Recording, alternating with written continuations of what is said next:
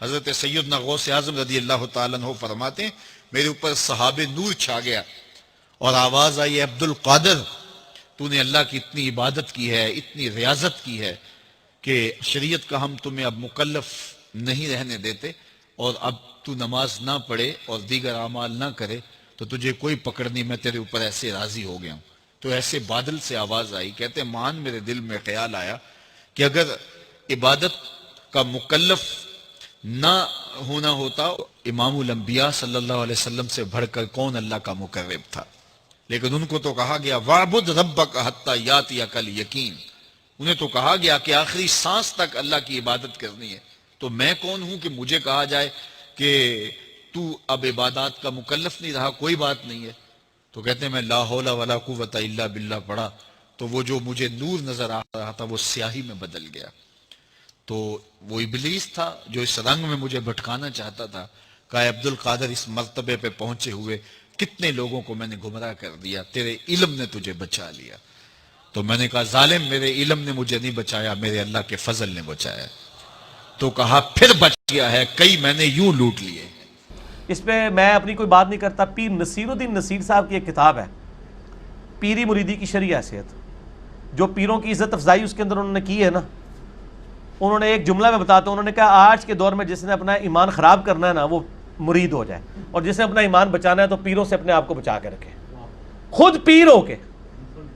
ٹھیک ہے، میں نے خود ان کو دیکھا ہے، میری ملاقات بھی گھر میں ان کے ساتھ ایک دفعہ سیٹنگ بھی ہوئی، 2007 یا 8 کی بات ہے۔ تو ان کے پاس میں نے دیکھا ایک وہ بوڑھی سی عورت آئی، وہ پیسے لے کے نا ہاتھ میں پکڑا لیں یوں اٹھا کے پڑے پھینکے، کہنی بی بی اللہ کو لو مانگ، پیر کے کر سکتا ہے۔ یہاں بھی جیل میں تقریر کر کے گئے نا، ایک بار ہی بلایا، دوبارہ انہوں نے بلایا ہی نہیں ہے محفل نعت میں۔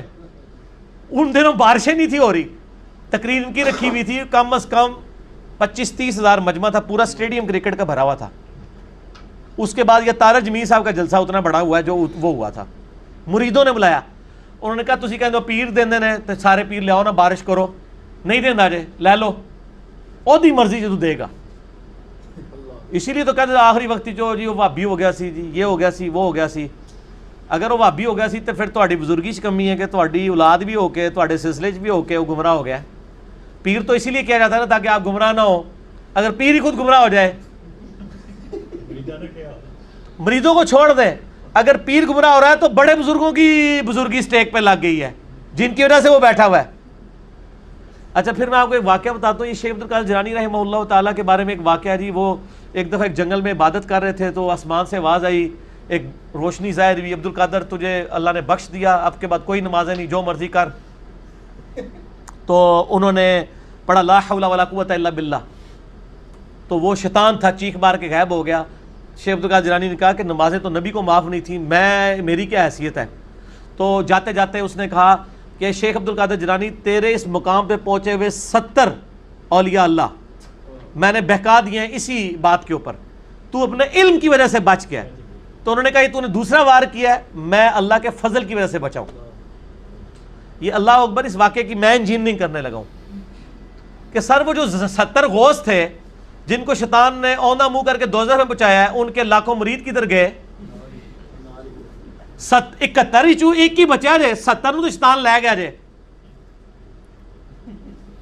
تے سانو کے پتا تسی جڑے پیر ساڈے بنا رہے ہو انہاں نال کی ہونا ہے؟ اگر غوثاں نال ہویا ہے تو پھر ہم کہتے ہیں اس کو اپنا پیر مانے جس کی گارنٹی قرآن میں ہے، ما ضل صاحبکم وما غوا، تمہارے نبی نہ کبھی بہک کے ہے نہ کبھی بیرا چلے۔ اور یہ اعلیٰ حضرت نے خود لکھا ہے، اعلیٰ حضرت کی ایک کتاب ہے بیت و خلافت، بیت و خلافت کتاب ہے اعلیٰ حضرت کی، وہ میں نے اس میں حوالہ دیا ہے۔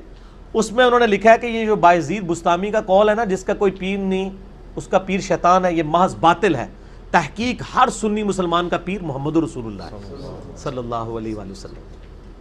ٹھیک ہوگا جی؟ تو یہ اعلیٰ حضرت خود کہہ رہے ہیں کہ بایزید بستامی نے جو بات کی ہے یہ باطل ہے۔ جب ہم کرتے ہیں تو کہتے ہیں بزرگوں کی گستاخ ہے، تو ہم بزرگوں کی گستاخیاں بزرگوں کے اقوال کی روشنی میں ہی کر رہے ہوتے ہیں۔ میں اعلیٰ حضرت کے ساتھ ہوں کہ یہ باطل ہے اور یہ جھوٹ ہے۔ جو کلمہ پڑھ لے، پھر قرآن میں تو بیعت آئی ہے اللہ کی، سورہ توبہ میں آیا اللہ تعالیٰ نے مومنین کی جانیں اور مال جنت کے بدلے میں خرید لی ہیں، اس بیعت پر خوشیاں مناؤ۔ سر جب میری بیعت ہوئی ہوئی ہے اللہ سے اور اس کے رسول سے صلی اللہ علیہ وآلہ وسلم تو میں چھوٹے موٹے پیر کیوں پڑھا جنہوں نے منو روٹی دے کے تو پالنا پہ جائے. میں پھر وہ اکثر بات کرتا ہوں نا کہ لوگوں نے گاڑیوں کے پیچھے لگایا ہوتا ہے نگاہ مرشد، حالانکہ وہ نگاہ مرشد نہیں ہوتی، وہ ہادہ من فضل ربی ہوتا ہے. اور جن پیروں کو یہ نذرانے دے رہے ہوتے ہیں ان کا بھی کام ہے کہ وہ اپنی گاڑی کے پیچھے لگوائیں کہ مریدین کے نذرانوں کی برکت سے، اور وہ سچ بھی ہوگا. یہ تو جھوٹ ہے نگاہ مرشد، یہ تو بیچارہ پورا دن ٹیکسی چلا رہا ہے، پیچھے لکھا ہوا ہے بری بری امام بری کر دے کھوٹی قسمت ہری، اور جا کے امام بری کے وہاں پہ مزار کے اوپر جا کے چندہ بھی دے رہا ہے. اس مزار کے اوپر جو سارے معاملات چل رہے ہیں وہ تیرے چندے سے چل رہے ہیں. یہ تو ہونا چاہیے اس مزار پہ لکھا ہو کہ ٹیکسیوں والے اور غربا کی نگاہ کرم سے. یہ سچائی ہوگی. یا پھر خدا کے لیے آپ لکھو ہادہ من فضل ربی. حضرت سلیمان علیہ السلام کے دربار میں جب وہ پلک جھپکنے سے پہلے وہ لے آیا ان کا امتی یا فرشتہ یا جو بھی تھا، جس کو آصف بن برخیہ کہتے ہیں یہودی، مسلمانوں میں ان کے ہاں نام ہے، قرآن میں نام نہیں آیا، تو انہوں نے اس کی تعریف تو نہیں کی، انہوں نے کہا ہادہ من فضل ربی، یہ میرے رب کا فضل ہے. حضرت زکریا علیہ السلام مرشد تھے سیدہ مریم کے. سورہ ال عمران میں آتا ہے بے موسمی پھل وہاں پڑے ہوئے ہیں. حضرت زکریا کہتے ہیں تیرے پاس مریم یہ فروٹ کہاں سے آتا ہے؟ وہ مریم اگر آج کی ہوتی نا تو کہتے حضور نگاہ مرشد ہے، تہاڈی دعاواں دی برکت ہے. انہوں نے کہا یہ میرے رب کے پاس سے آتا ہے. اگے حضرت زکریا نے بھی کہا کہ میں تینوں سکھایا سی، تو میری مریدنی، تیری جرت میرے بغیر ڈائریکٹ اللہ تک پہنچ رہی ہے.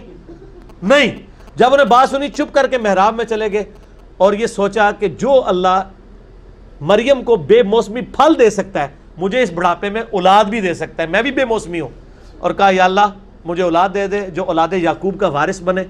یہ خانقاہ ٹیمپل آف سلیمان، یہ جو خانقاہ ہے ہیکل سلیمانی، اس کا مجھے ایک گدی نشین چاہیے. یہ تہاڈے لیے گدی نشین نہیں، نبی جو توحید سکھائے، جو اولاد یعقوب کا وارث ہو بنی اسرائیل کا.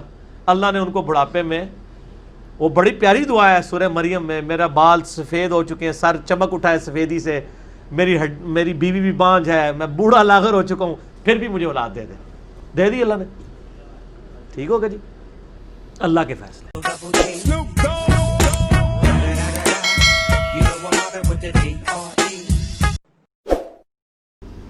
منہ سے توڑ کر کتا کھاتا ہے، کیا ایسے کھا سکتے ہیں قرآن و سنت کی روشنی میں؟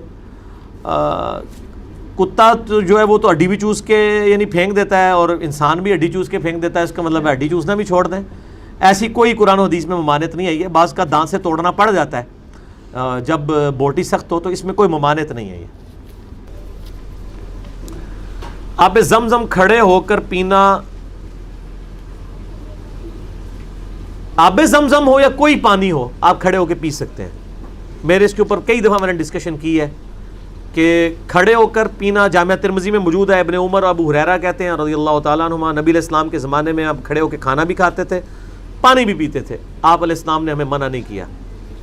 صحیح بخاری میں ہے کہ مولا علی علیہ السلام ظہر کے بعد لوگوں کو کوفے کے چبوترے پہ بیٹھ کے احکامات سکھاتے تھے. ایک دن انہوں نے وضو کا بچا ہوا پانی کھڑے ہو کے پیا اور فرمایا میں نے دیکھا کوفے کے لوگ اسے معیوب سمجھتے ہیں کہ جب نبی علیہ السلام کھڑے ہو کے پانی بھی پی لیتے تھے. وضو کا بچا ہوا نہیں انہوں نے کہا، انہوں نے جرنل کہا کہ پی لیا کرتے تھے، اس میں کوئی ممانعت نہیں ہے. تو کیا ختم کی چیز کھانا جائز ہے؟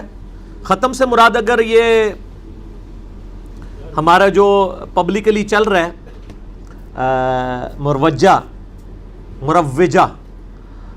جو ختم ہے، تو وہ تو ظاہر ہے کہ اس میں اگر وہ اللہ کے نام کا ہے تو آپ کھا لیں. اگر کسی اور کی خوشنودی کے لیے ہے کہ جی وہ فلاں پیر صاحب خوش ہو جائیں گے، 11ویں علی سرکار خوش ہو جائیں گی، فلاں یہ وہ، تو پھر تو نہ کھائیں. اگر اللہ کو خوش کرنے کے لیے اللہ کے نام کا پھر جائز ہے. مسئلہ 74 میرا اصالِ ثواب کے اوپر دیکھ لیں، اس میں نے بتایا.